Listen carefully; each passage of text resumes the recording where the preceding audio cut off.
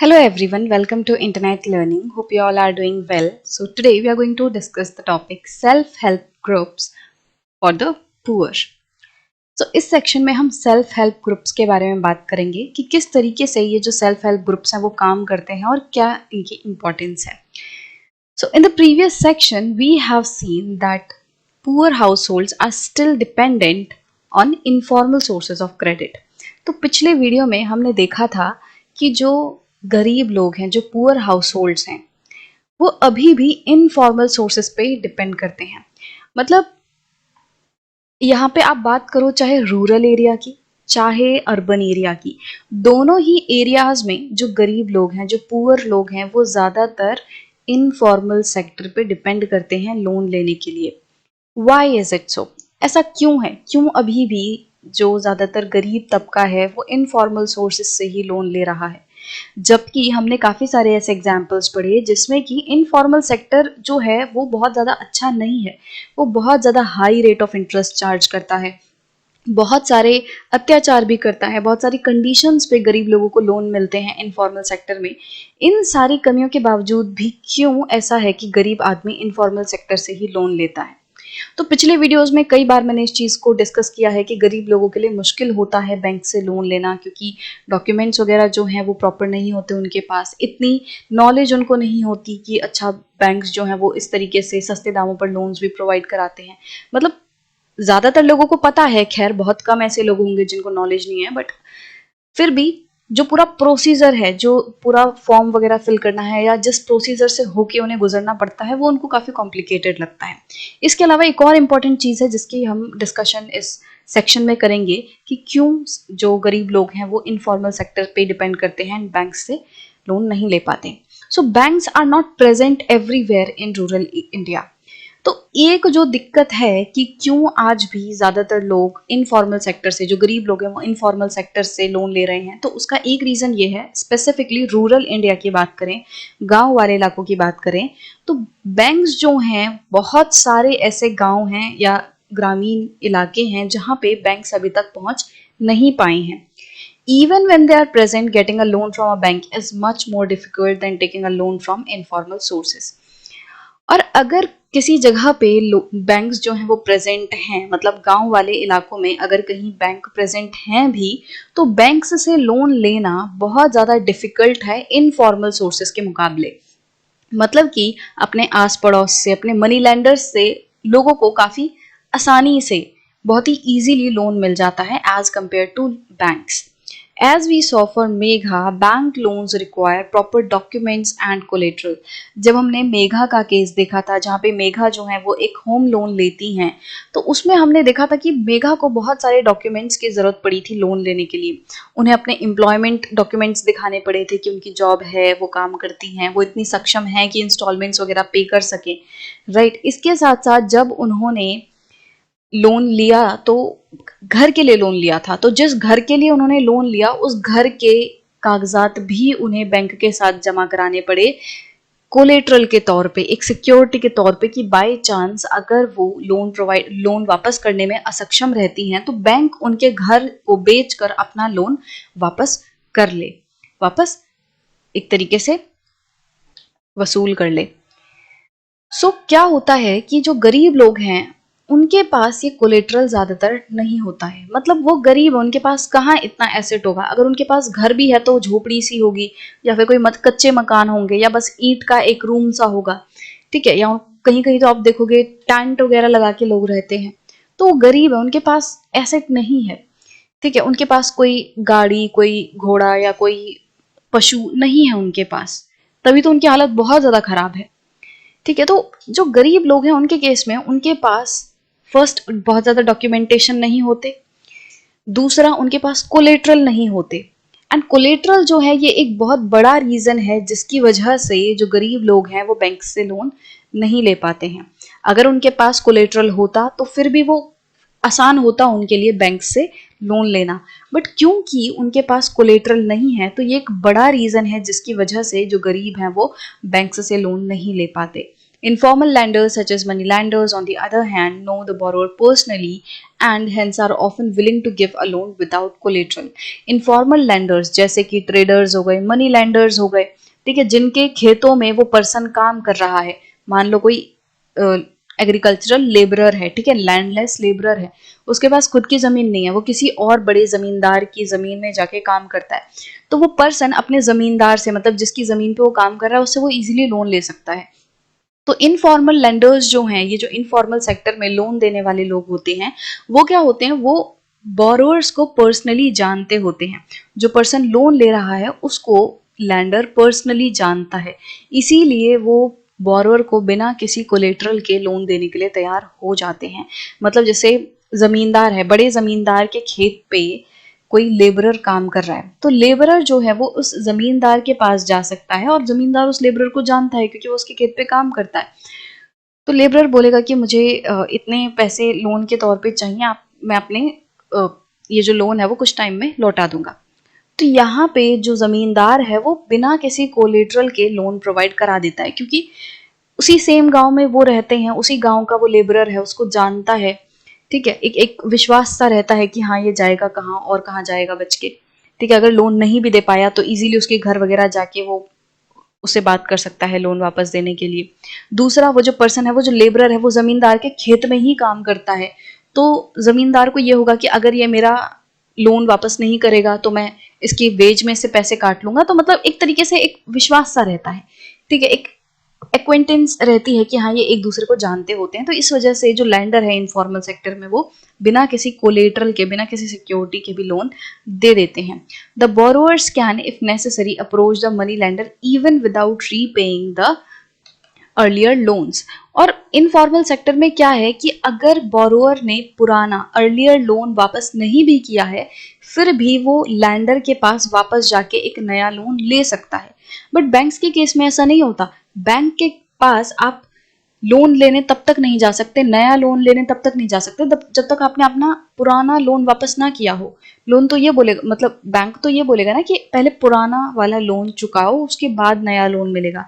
But money lender informal sector में क्या है कि अगर बोरोअर का पुराना लोन वापस नहीं भी हुआ है, फिर भी वो मनी लैंडर के पास जाके न्यू लोन ले पाता है, ठीक है। However, the money lenders charge very high rates of interest, keep no records of the transactions and harass the poor borrowers. अब अभी तक हमने देखा जो अच्छाई थी एक तरीके से इनफॉर्मल सेक्टर की, कि इनफॉर्मल सेक्टर में इजीली पर्सन लोन ले सकता है।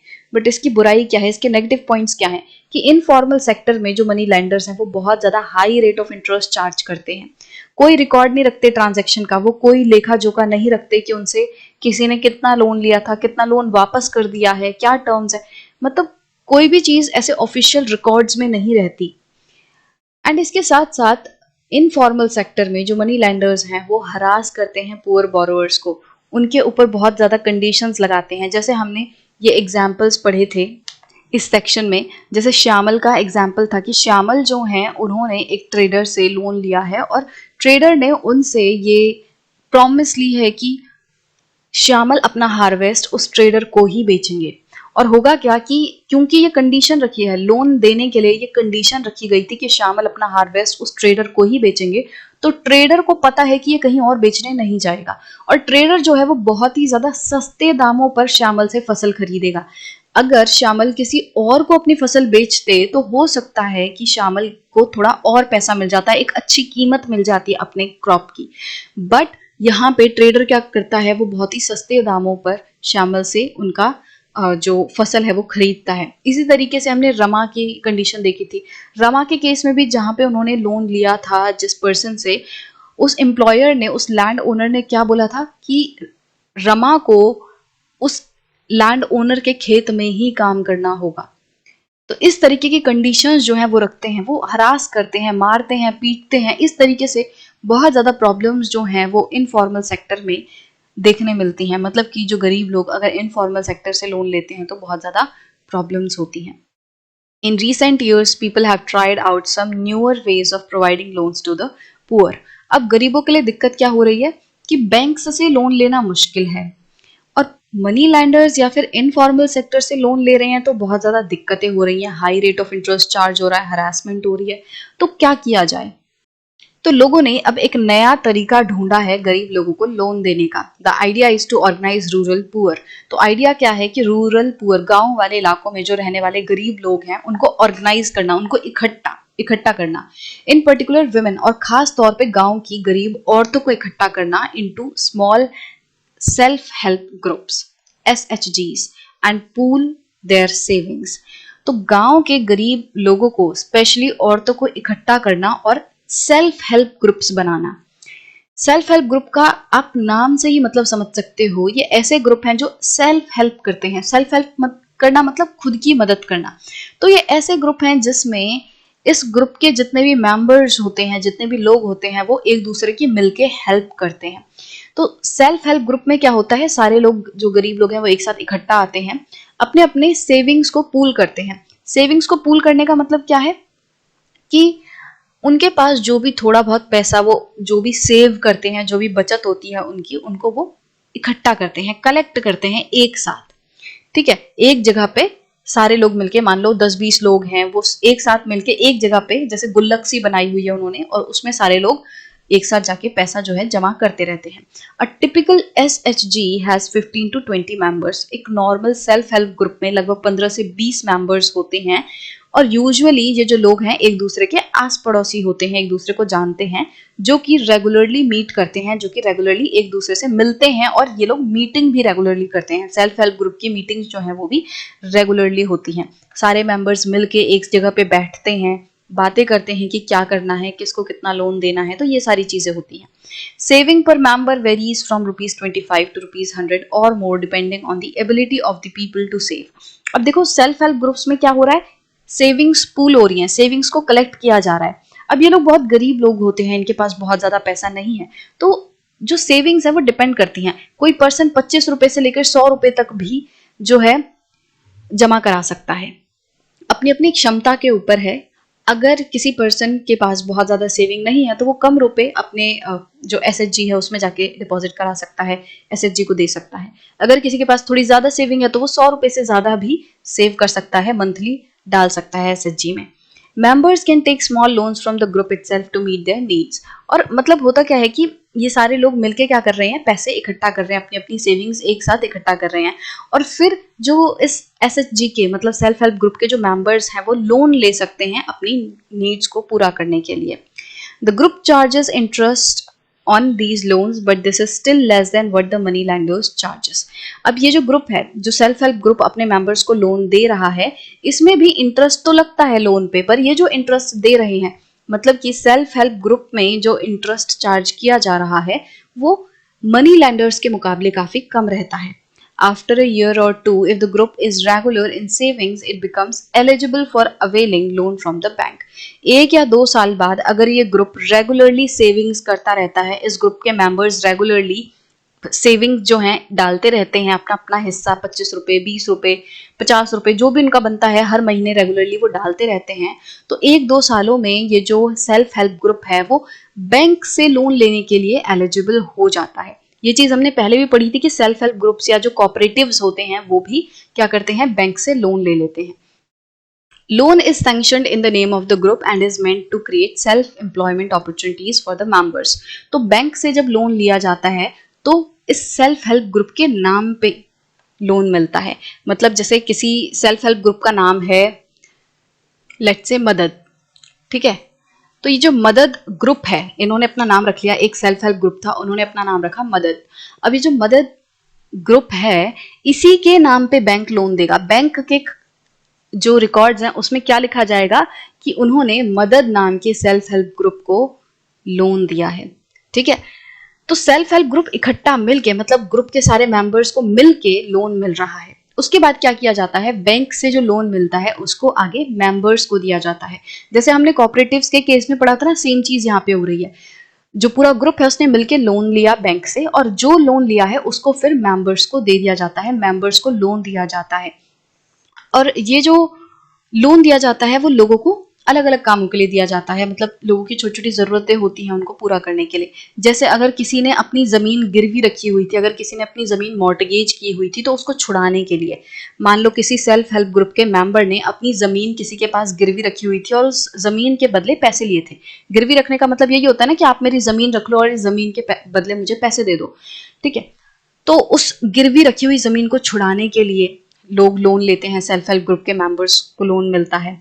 वर्किंग कैपिटल नीड्स, अगर कोई जैसे खेती कर रहा है या छोटा सा किसी का छोटा बहुत बिजनेस है, तो उसको उसकी वर्किंग कैपिटल्स को पूरा करने के लिए, वर्किंग कैपिटल मतलब काम को करने के लिए जो रोजमर्रा के खर्चे होते हैं, ठीक है, उनको पूरा करने के लिए लोन लिया जाता है। तो सेल्फ हेल्प ग्रुप के मेंबर्स जो हैं वो सीड्स खरीदने के लिए, फर्टिलाइजर्स, रॉ मटेरियल्स, ये सारी चीज़ों को खरीदने के लिए उनको लोन मिल सकता है। हाउसिंग मटेरियल, मान लो किसी को घर बनाना है अपना, तो घर के सामान को खरीदने के लिए उनको लोन मिल सकता है। Acquiring assets like swing machine, handloom, cattle etcetera. और अपना छोटा मोटा काम शुरू करने के लिए, मान लो किसी को सिलाई मशीन खरीदनी है, किसी को हैंडलूम खरीदना है। हैंडलूम क्या होता है? एक तरीके से एक ऐसी हाथ से ऑपरेट होने वाली मशीन होती है जिसपे कपड़ा बुना जाता है। तो हैंडलूम खरीदना, कैटल खरीदना, मतलब जैसे गाय भैंस होती है, वो खरीदने के लिए भी उनको पैसे लोन पे मिल जाते हैं। अभी मैं एक छोटा सा एग्जाम्पल भी लूंगी ताकि ये जो भी कुछ हमने पढ़ा है ना, उसको हम अमाउंट्स में और एक नंबर्स की हेल्प से समझ सकें कि ये हो क्या रहा है, ठीक है। पर पहले इसका जो पूरा पैराग्राफ वगैरह ये खत्म कर लेते हैं। Most of the important decisions regarding the savings and loan activities are taken by the group members. So ज्यादातर जो इंपॉर्टेंट डिसीजंस होते हैं सेविंग से रिलेटेड, कि भाई कितना पैसा इकट्ठा हुआ है, किसको लोन देना है, कितना लोन देना है, तो ये सारी चीजें जो है वो ग्रुप के मेंबर्स सारे मिलके करते हैं।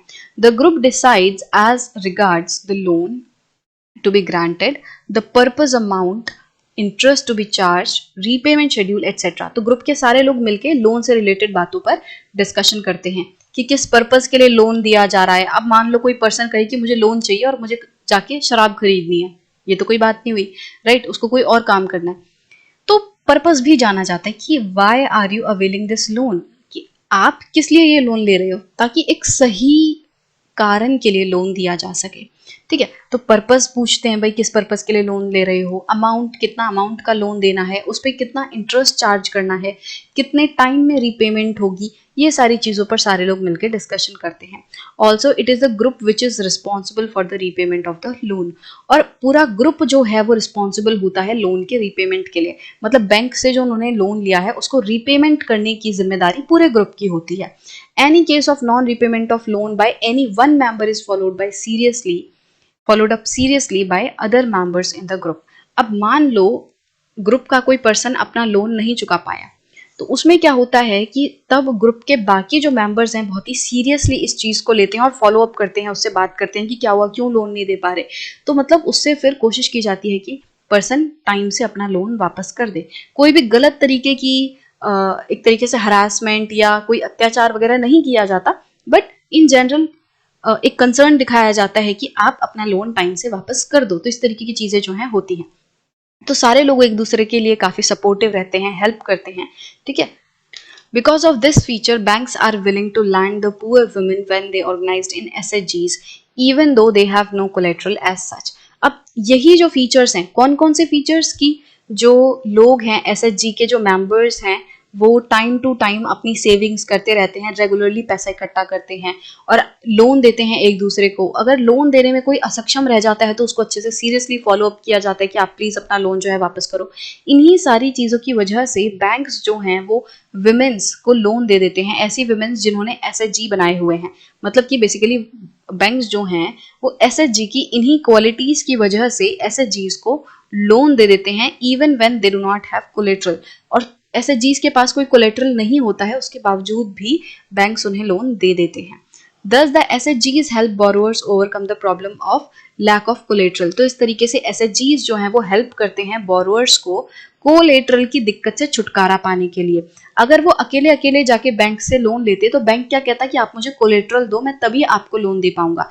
बट जब सारे लोग मिल गए, उन्होंने मिलके एक सेल्फ हेल्प ग्रुप बना लिया और उन्होंने अपनी छोटी छोटी सेविंग्स वगैरह करनी शुरू की और 1-2 साल में वो एलिजिबल हो गए लोन लेने के लिए, तो बैंक उनको जो है लोन दे देता है बिना कोलेटरल के। तो इसकी वजह से क्या हुआ है, SHGs के जो मेंबर्स हैं उनको कोलेटरल की टेंशन अब नहीं लेनी पड़ती। They can get timely loans for a variety of purpose and at a reasonable interest rate. तो एसएचजी के जो मेंबर्स हैं उनको टाइमली लोन मिल जाता है, इजीली लोन मिल जाता है, और जो इंटरेस्ट रहता है वो भी कम ही रहता है, बहुत ज्यादा नहीं रहता है। मोरोवर एसएचजीज are the building blocks of organisation of the rural poor. तो हम कह सकते हैं कि एसएचजीज जो है वो इतने ज्यादा अच्छे साबित हुए हैं, इतने हेल्पफुल साबित हुए हैं कि अब वो रूरल पुअर के लिए बिल्डिंग ब्लॉक का काम कर रहे हैं। मतलब कि गांव में जो लोग हैं वो जिस तरीके से काम कर रहे हैं उनके लिए एक काफी मजबूत ऑर्गेनाइजेशन की तरह काम कर रहे हैं ये एसएचजीज। अगर किसी को अपना कोई छोटा सा बिजनेस शुरू करना है, किसी को अपनी सिलाई की दुकान शुरू करनी है, तो वो एसएचजी से लोन ले सकते हैं और वो अपना काम शुरू कर सकते हैं। तो इकोनॉमिक एक्टिविटीज बढ़ रही हैं। अब लोगों को सिर्फ और सिर्फ बैंक पे डिपेंड होने की जरूरत नहीं है, या मनी लैंडर्स के अत्याचार से वो बच गए और अपना काम खुशी खुशी वो स्टार्ट कर सकते हैं। Not only does it help women to become financially self reliant, the regular meetings of the group provide a platform to discuss and act on a variety of social issues such as health, nutrition, domestic violence, etc. तो self help groups जो हैं वो women's को self reliant तो बनाते ही हैं, क्योंकि ज्यादातर सेल्फ हेल्प ग्रुप्स किसके हैं? औरतों के हैं। औरतें मिलके, गांव की गरीब औरतें मिलके सेल्फ हेल्प ग्रुप बनाती हैं। तो इससे क्या होता है? औरतें सेल्फ रिलायंट होती हैं। सेल्फ रिलायंट मतलब अपने दम पे खड़ा होना, अपने पैरों पे खड़ा होना। औरतें अपने पैरों पे खड़ी हैं तो लोन वगैरह लेके अपना काम शुरू कर पाती हैं। ठीक है, तो औरतों को सेल्फ रिलायंट बनाने के साथ साथ जो सेल्फ हेल्प ग्रुप है वो क्या करते हैं? वो बाकी दिक्कतों को डिस्कस करने के लिए भी प्लेटफॉर्म प्रोवाइड कराते हैं, क्योंकि ये जो एसएचजीज हैं वो रेगुलरली मिलते हैं, टाइम टू टाइम मीटिंग करते हैं। तो वहां पे सेल्फ हेल्प ग्रुप के जो अपने लोन वगैरह से रिलेटेड बातें हैं वो तो होती ही हैं, बट उसके साथ साथ और बातों को भी डिस्कस किया जा सकता है और मुद्दों पे भी डिस्कशन की जा सकती है। जैसे हेल्थ से रिलेटेड बातें की जा सकती हैं, अगर किसी को हेल्थ से रिलेटेड कोई इशू है, न्यूट्रिशन से रिलेटेड कोई इशू आ रहा है कि कैसे जो औरतों की जो हेल्थ है वो वैसे ही काफी खराब रहती है, तो उसको किस तरीके से बेटर किया जा सकता है, इन सारी चीजों से रिलेटेड बातें एसएचजीज करते हैं। डोमेस्टिक वायलेंस, अगर किसी के साथ कोई डोमेस्टिक वायलेंस हो रहा है तो वो एसएचजी में आके वुमेन जो है डिस्कस कर सकती है। तो इस तरीके से बाकी दिक्कतों के लिए भी self help group platform provide कराते हैं। तो यहाँ पे आप पिक्चर में देख सकते हो, ये गुजरात का एक सेल्फ हेल्प ग्रुप है, वुमेन सेल्फ हेल्प ग्रुप। उसमें सारी औरतें जो है वो मिलके बातें कर रही हैं, डिस्कशन हो रही है यहाँ पे। देखो, सेल्फ हेल्प ग्रुप जो है वो मेन भी बना सकते हैं, बट इन जनरल वुमेन ज्यादा बनाती हुई दिखती हैं। ठीक है, क्योंकि आदमी जो है वो वैसे भी बाकी, जैसे कोई मान लो ज्यादा खेती वगैरह में इन्वॉल्व रहता है या आदमी कुछ और काम कर रहा है, बट औरतें जो हैं वो इस तरीके से मीटिंग्स वगैरह रेगुलरली कर लेती हैं, डिस्कशन कर लेती हैं, और वैसे भी एनकरेज किया जाता है ज्यादातर औरतों को सेल्फ हेल्प ग्रुप बनाने के लिए, ताकि वो भी अपने पैरों पे खड़ी हो सके। आदमी का जो एक तरीके से उनकी जो पोजीशन है वो फिर भी बेहतर है। कहीं पे भी आप देखोगे इंडिया में, इवन बाहर भी, जो आदमी है वो फिर भी एक बेटर पोजीशन में रहते हैं। तो औरतों को किस तरीके से मजबूत किया जाए, तो उसके लिए सेल्फ हेल्प ग्रुप जो है वो बहुत ज्यादा इंपॉर्टेंट रोल प्ले कर रहे हैं। तो यहाँ पे एक एग्जाम्पल है काफी सक्सेसफुल सेल्फ हेल्प ग्रुप का, आप समझ सकते हो एक तरीके से। तो ग्रामीण बैंक ऑफ बांग्लादेश, तो नाम से ही पता चल रहा है बांग्लादेश का ग्रामीण बैंक है। मतलब ग्रामीण मतलब क्या होता है? गांव वाला इलाका। तो गांव के लोगों के लिए ये पूरा बैंक है। तो क्या है ये? Grameen bank of Bangladesh is one of the biggest success stories in reaching the poor to meet their credit needs at reasonable rates. तो जो बांग्लादेश का ग्रामीण बैंक है, ग्रामीण बैंक ऑफ बांग्लादेश है, ये सबसे ज्यादा सक्सेस स्टोरीज में से एक है, जिसने कि काफी अच्छे से गरीब लोगों तक पहुंच की है, गरीब लोगों तक पहुंचे हैं ये, एंड वहां पे लोगों को सस्ते दामों पर लोन प्रोवाइड कराया है। So started in the 1970s as a small project, Grameen Bank in 2018 had over 9 million members in about 81,600 villages spread across Bangladesh. तो ये जो ग्रामीण बैंक ऑफ बांग्लादेश है, ये एक छोटे से प्रोजेक्ट के तौर पे शुरू किया गया था 1970s में, एंड 2018 में ये जो ग्रामीण बैंक है इसमें 9 मिलियन लोगों से भी ज्यादा मेंबर्स थे। मतलब 90 लाख लोग से भी ऊपर मेंबर्स थे इस ग्रामीण बैंक में। 81,600 विलेजेस में ये फैला हुआ है। मतलब 81,600 गांव जो हैं उनके लोग इस ग्रामीण बैंक का हिस्सा हैं, इस ग्रामीण बैंक के मेंबर्स हैं। ठीक है, और पूरे बांग्लादेश में ये बैंक फैला हुआ है। Almost all of the borrowers are women and belong to poorest sections of the society. लगभग जितने भी बोरोवर्स हैं, मतलब ग्रामीण बैंक से जितने भी लोग लोन लेते हैं, वो ज्यादातर मैक्सिमम औरतें हैं। एंड वो औरतें सेक्शन किस सेक्शन से बिलोंग करती हैं? पुअरेस्ट सेक्शन से, गरीब तबके से वो बिलोंग करती हैं। तो गरीब औरतें जो हैं वो काफी ज्यादा मात्रा में ग्रामीण बैंक ऑफ बांग्लादेश से लोन लेती हैं। These borrowers have proved that not only are poor women reliable borrowers, but that they can start and run a variety of small income generated activities successfully. तो ये जो borrowers हैं, मतलब इन्होंने क्या प्रूव कर दिया है कि गरीब औरतें रिलायबल हैं। मतलब गरीब औरतें जो हैं उनके ऊपर आप विश्वास कर सकते हो कि वो लोन लेने के सक्षम हैं, कि अगर वो एक बार लोन लेती हैं तो वो वापस भी कर देंगी। तो इस चीज का विश्वास जगाया इन बोरोवर्स ने। ये जो ग्रामीण बैंक की औरतें हैं जो बोरो करती हैं, इन्होंने एक तो ये विश्वास लाया कि हाँ, गरीब औरतें जो हैं वो विश्वास लायक हैं एंड वो अपने पैरों पे खड़ी हो सकती हैं। वो बहुत सारी छोटी इनकम जनरेटिंग एक्टिविटीज कर सकती हैं, अपने दम पे कोई छोटा बिजनेस वगैरह जो है वो शुरू कर सकती हैं और पैसा जनरेट कर सकती हैं, इनकम कमा सकती हैं सक्सेसफुली। ठीक है, सो if credit can be made available to the poor people on terms and conditions that are appropriate and reasonable, these millions of small people with their millions of small pursuits can add up to create the biggest development wonder. तो ये जो है ये किसने बोला है? ये professor Mohammad Yunus ने बोला है, जो कि ग्रामीण बैंक के फाउंडर हैं। ये जो ग्रामीण बैंक ऑफ बांग्लादेश है वो प्रोफेसर मोहम्मद यूनुस ने चलाया था, स्टार्ट किया था एंड इनको 2006 में नोबेल पीस प्राइज मिला। अब ये कह क्या रहे हैं? वो कहते हैं कि अगर गरीब लोगों को ऐसी टर्म्स पे लोन प्रोवाइड कराया जाए जो कि उनके लिए अप्रोप्रिएट हो, मतलब अगर सही टर्म्स पे, इजी टर्म्स पे गरीब लोगों को लोन प्रोवाइड किया जाए, तो ये लाखों गरीब लोग मिलके बहुत सारे छोटे छोटे परसूट्स, मतलब छोटे छोटे काम जो है शुरू कर सकते हैं।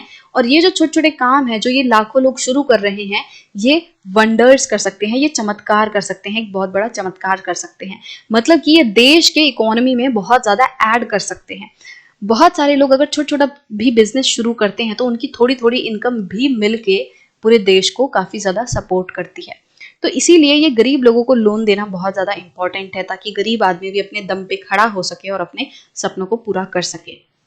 तो एक छोटा सा एग्जाम्पल ले लेते हैं कि सेल्फ हेल्प ग्रुप्स जो हैं वो किस तरीके से काम करते हैं। तो मान लो एक सेल्फ हेल्प ग्रुप है और इस सेल्फ हेल्प ग्रुप में 20 लोग हैं, 20 मेंबर्स हैं। ठीक है, अब ये 20 मेंबर्स जो हैं वो मिलके क्या करते हैं? कोई पर्सन 25 रुपए जमा कराता है, कोई 50 जमा कराता है हर महीने। ठीक है, हर महीने इन्होंने क्या किया, ऐसे इमेजिन कर लो, ठीक है, जैसे बीच में ना एक गुल्लक रखी है, ठीक है, और इस गुल्लक में पैसे डाल दिए जाते हैं और यहाँ पे साइड में सारे मेंबर्स बैठे हैं। एग्जाम्पल के तौर पे समझ लो, ठीक है, ये 20 मेंबर्स बैठे हैं। गिनने मत लगना है कितने मेंबर्स बनाए हैं, मैंने ऐसे ही बना दिया। ठीक है, मान लो ये ग्रुप है, ठीक है, ये क्या करते हैं, हर महीने आके एक जगह इस डब्बे में लेट्स से वो पैसा जमा करते रहते हैं। इस पर्सन ने 25 रुपए जमा किए, इस पर्सन ने 50 जमा किए, ये कह रहा है मेरे पास 75 रुपीज है, ये कह रहा है मेरे पास 20 रुपए ही हैं। तो सारे लोग अपना अपना हर महीने आके इसमें डाल दे रहे हैं और ऐसा वो हर महीने आके करते हैं। ठीक है, तो धीरे धीरे करके क्या होगा, इनके इस डब्बे में काफी सारा पैसा इकट्ठा हो जाएगा, है ना। और जब मान लो कुछ टाइम बाद, 1-2 साल बाद, यहाँ पे लगभग 1 लाख रुपए जमा हो गए। ठीक है, लेट्स से 1 लाख रुपए जमा हो गए। किसी ने 100 भी डाले, किसी ने 200 भी डाल दिए, जब जैसा जिससे बना। ठीक है, तो लोगों ने ऐसे करके डाल दिए। तो इन टोटल इनके पास कितने रुपए आ गए? 1 लाख रुपए आ गए। सॉरी, मैंने 10,000 बना दिया। ठीक है, 1 लाख रुपए इनके पास जमा हो गए, मान लो 2 साल बाद जमा हो गए। अब ये इस 1 लाख रुपए का क्या करेंगे? इस 1 लाख में से मान लो ये पर्सन था, ये इमली थी, चलो ठीक है, इनका नाम है इमली। अब इमली को कुछ काम था, उनको अपनी खेत के लिए बीज वगैरह खरीदने थे या कोई छोटी मशीनरी खरीदनी थी ताकि वो अपना खेती का काम सही से कर सके। तो उन्होंने क्या किया, इस 1 लाख में से 20,000 रुपए इनको लोन दे दिए गए। तो इस डब्बे में कितने रुपए जमा हो चुके हैं? 1 लाख रुपीज जो है इसमें जमा हो चुके हैं। और इस 1 लाख रुपीज से क्या किया गया, इस 1 लाख रुपीज में से 20,000 इमली को लोन के तौर पे दे दिए गए। ठीक है, बाकी मान लो कोई और पर्सन थे यहाँ पे, इनका नाम है लड्डू। तो लड्डू ने क्या किया, इनको अपना कोई घर बनाना था, मतलब घर में थोड़ी रिनोवेशन वगैरह ऐसा कुछ करवाना था, तो इसके लिए इन्हें कुछ रुपए चाहिए थे। तो मान लो 20,000 रुपए जो है वो लड्डू ने लोन ले लिए। तो इस तरीके से इन लोगों को लोन दिया जा रहा है, राइट। अब मान लो यहाँ पे एक और पर्सन है, इनका नाम है चकली, ठीक है। अब ये जो चकली हैं, इनको अपनी एक मशीन खरीदनी थी, सिलाई मशीन, ताकि ये अपना जो सिलाई का काम है वो शुरू कर सके। तो उसके लिए इन्हें कुछ 30,000 रुपए चाहिए थे। तो 30,000 रुपए जो है वो इन्होंने लोन ले लिए। अब इन सबको अपना अपना लोन वापस करना है और उस पर इंटरेस्ट चार्ज होगा। मान लो यहाँ पे, मान लो इन्होंने बोला है 3% इंटरेस्ट जो है उस पे इन लोगों को अपना लोन वापस करना पड़ेगा। तो 30,000 रुपए वापस करने हैं, इसके साथ साथ 3% इंटरेस्ट भी वापस करना होगा सालाना, ठीक है। तो इस तरीके से सेल्फ हेल्प ग्रुप जो है वो एक तरीके से लोन देते हैं। अब यहाँ पे बाकी लोग जो, ये सारे लोग जो है अपना महीने का जो इनको डालना होता है अपना अपना हिस्सा, वो ये डालते रहेंगे। जैसे 25 रुपए 50 रुपए जो ये जो हर महीने डालते हैं वो डालते ही रहना है, वो छूटेगा नहीं किसी भी महीने, वो डालते रहना है। ऐसा नहीं कि चलो 1 लाख रुपए जमा हो गए अब बस, नहीं नहीं, डालते ही रहना है। हर महीने सारे लोग मिलके अपना अपना हिस्सा, अपना अपना जो भी उनका बनता है वो डालते रहेंगे, ठीक है। और इसके बाद देखो क्या हुआ कि इनको थोड़े और पैसे की जरूरत थी। इन्हें लगा कि अभी हमारी जरूरतें और ज्यादा हैं, हमें और किसी बड़े काम के लिए, बहुत सारे मेंबर्स ऐसे हैं जिनको कि किसी बड़े काम के लिए लोन लेना है। किसी को मान लो अपना नया घर बनाना है, या किसी को कोई बड़ी मशीनरी खरीदनी है खेत के लिए, तो क्या किया जाए। तो इन लोगों ने बोला कि देखो हम अच्छी कंडीशन में हैं, हमारा सेल्फ हेल्प ग्रुप जो है रेगुलरली पैसे जमा करता है, रेगुलरली लोन देते हैं हम अपने मेंबर्स को, और ये लोग जो लोन ले रहे हैं ये टाइम से वापस भी कर देते हैं, कोई दिक्कत नहीं होती, सब लोग अपना टाइम से लोन वापस भी कर देते हैं। तो बैंक के पास ये सारे मिलके जाते हैं कि बैंक देखो हमारी ऐसी कंडीशन है, हम बहुत अच्छे से सेल्फ हेल्प ग्रुप की तरह काम कर रहे हैं। तो बैंक कहता है ठीक है आप इतना लोन ले लो। मान लो 5 लाख लोन जो है, 5 लाख रुपए इन्होंने एज लोन बैंक से ले लिया, और फिर ये 5 लाख रुपए को अपने इस ग्रुप के बीच में बांटेंगे। जिस भी पर्सन को जैसे भी जरूरत होगी उसको सारे लोग डिस्कस करके कि किसी को कितना लोन दिया जाए ताकि सब लोगों की जरूरत पूरी हो जाए। तो इस तरीके से सारे लोगों को लोन दिया जाएगा, इन सारे लोगों को वापस करना पड़ेगा अपना लोन। और जब सारे लोग अपना अपना लोन जो है टाइम से वापस कर देंगे तो ये 5 लाख रुपए कुछ टाइम बाद वापस दे दिए जाएंगे। किसको? बैंक को। बैंक को ये 5 लाख रुपए ये लोग सारे मिलके लौटा देंगे। देखो जब इन लोगों ने लोन लिया था बैंक से ये 5 लाख रुपए का, तो इसके बदले इन्हें कोई भी कोलेटरल, कोई भी सिक्योरिटी बैंक के पास नहीं जमा करानी पड़ी, ठीक है। बैंक ने क्या देखा, बैंक ने इनके रिकॉर्ड्स वगैरह देखे, क्योंकि ये लोग भी अपना रिकॉर्ड बनाते हैं कि किसने कितना पैसा जमा किया मंथली, किसको कितना लोन दिया गया है। तो बैंक ने इनके रिकॉर्ड्स जो है वो चेक किए कि हाँ भाई ठीक है आप अच्छे से काम कर रहे हो, तो बस इसी बेसिस पे इनको लोन मिल गया। तो यहाँ पे ये सारे लोगों को जो कोलेटरल की दिक्कत आती है वो नहीं देखनी पड़ी, और सब लोगों को इजीली मिलके एक ग्रुप के तौर पे लोन मिल गया, राइट। तो आई होप कि अब आपको थोड़ा सा क्लियर हो गया होगा कि ये सेल्फ हेल्प ग्रुप्स किस तरीके से काम करते हैं, कैसे ये एक दूसरे की मदद करते हैं, गरीब लोगों को कैसे इससे हेल्प हो रही है, स्पेशली जो गरीब वुमेन है उनको किस तरीके से हेल्प हो रही है। सो आई होप कि आपको ये पूरा जो सेक्शन है वो क्लियर होगा। So in the next video, we will be discussing the summary of this chapter. Though they have given just small paragraphs here, but we will be looking at the whole chapter once again, but we'll just discuss things in very quick way so that you can recall whole chapter in few minutes. तो वही हम करेंगे next video में, ताकि आपको सारा जो chapter है वो रिवाइज हो जाए और याद आ जाए कि हमने पूरे चैप्टर में क्या क्या पढ़ा है।